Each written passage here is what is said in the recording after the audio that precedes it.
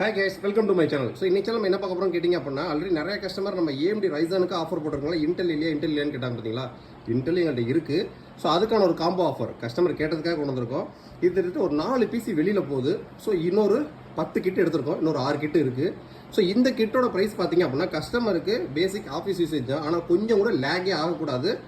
கேபினெட்டில் லைட்டிங்லாம் எதுவுமே வேணான்ட்டாங்க. ஸோ இந்த கேபினெட் இதில் ஸ்ட்ரிப் லைட் கேபினெட்டோட ஒன்று இருக்குது. ப்ரைஸ் ரெண்டுமே ஒன்று தான். இது full metal body cabinet. So cabinet நீங்கள் சாய்ஸ் மாற்றிக்கலாம்.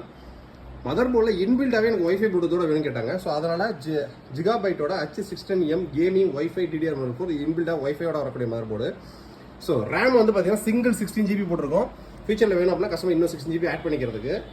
NVMe பார்த்தீங்க அப்படின்னா PC version 4.0 Gen 4 high speed NVMe 500GB. இன்டெலோட i5 12th generation 12400 ப்ராசர்.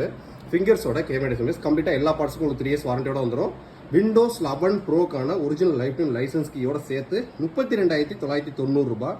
வேணும்னு நினைக்கிறவங்க லிங்க் டிஸ்கிரிப்ஷனோட வாட்ஸ்அப் நம்பர் இருக்கு, சேட் பண்ணி கொட்டேஷன் வாங்கிட்டு டக்குனு ஆர்டர் பேஸ் பண்ணிக்கங்க. இது போக இதே i5 12th ஜென்ரேஷன் வச்சு நம்ம 30,000 ரூபாய்க்கு கீழேயும் கொண்டு போக முடியும். ஏன்னு கேட்டீங்கன்னா கேபினெட்டோட குவாலிட்டியை குறைக்கலாம்.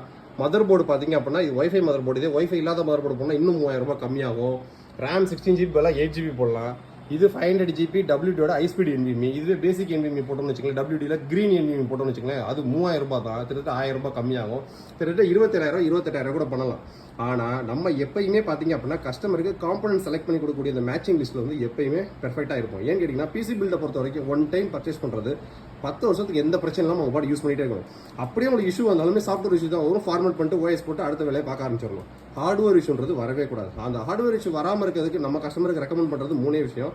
ப்ராப்பராக கம்ப்யூட்டர் UPS மெயின்டைன் பண்ணுங்க, எர்த்து ப்ராப்பராக மெயின்டைன் பண்ணுங்க. இந்த 2 விஷயத்தை ப்ராப்பராக மெயின்டைன் பண்ணிட்டீங்க அப்படின்னா ஹார்ட்வேர் இஷ்யூ வரவே வராது.